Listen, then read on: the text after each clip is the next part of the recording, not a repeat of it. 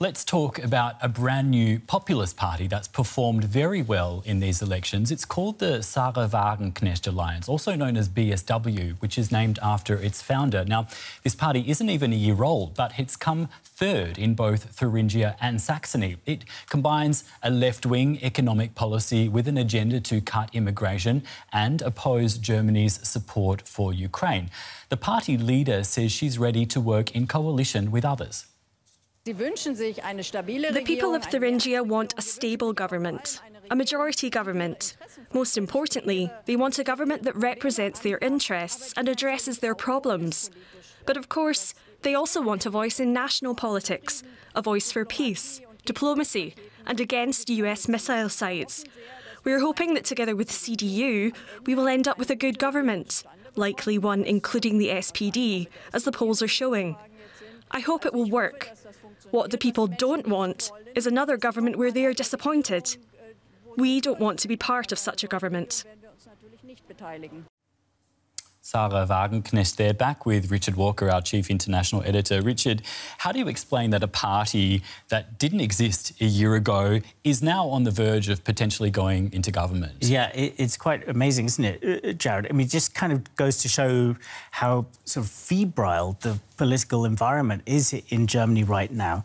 There's this sense that the public is angry and frustrated with the mainstream political parties, particularly with the government that is in power on the federal level, which is a three-way coalition, which has been beset by infighting and has really kind of struggled to get a sense of common purpose across to the public.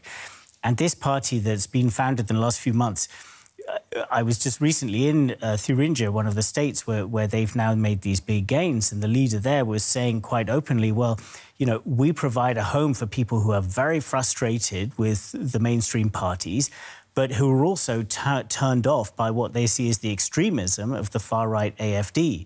So this is kind of opening up a new niche for that. And it's led by who we just saw there, Sahra Wagenknecht, who's a very charismatic personality who has a great personal draw, which goes down very well with a lot of supporters, particularly in eastern Germany, where she hails from, to the extent that the name of the party carries her own name. Right. I mean, we have seen phenomena like that in other countries, like in France, Emmanuel Macron, you know, the president of France, you know, he set up his own political project, but he didn't name it after himself. Yeah, so it's quite a phenomenon. It is interesting, isn't it? Now, the BSW, the Sahra Wagenknecht Alliance, is a populist party on the left, but it does have overlap with the far right on a number of issues when it comes to immigration, when it comes to Germany's support for Ukraine. Talk to us about this, how they meet. Yeah, so, yeah, it has some quite sort of standard left-wing, even potentially sort of anti-capitalist kind of policies, so in terms of economics. And that reflects its heritage, you know. So the BSW, is the acronym is, you can call it as a splinter from a splinter from a splinter, you know. So after German reunification at the beginning of the 1990s, a new party was formed in East Germany called the PDS, which had its roots in the former Communist Party that had ruled East Germany. Then later there was a split from the Social Democrats, the mainstream centre-left, which joined with that to become the Left Party.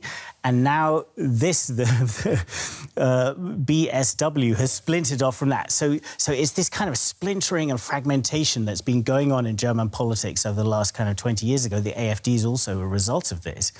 And that's why you've ended up with this BSW party that has some of those roots, kind of anti-capitalist, but it is also feeding off some of the sentiment that you see in the AfD, which is against immigration. And it comes less from maybe a cultural attitude towards immigration, or maybe even a racially tinged attitude towards immigration, which you sometimes get from the AfD. And it has more of an economic emphasis, sort of suggesting that the country cannot handle economically that number of people coming in.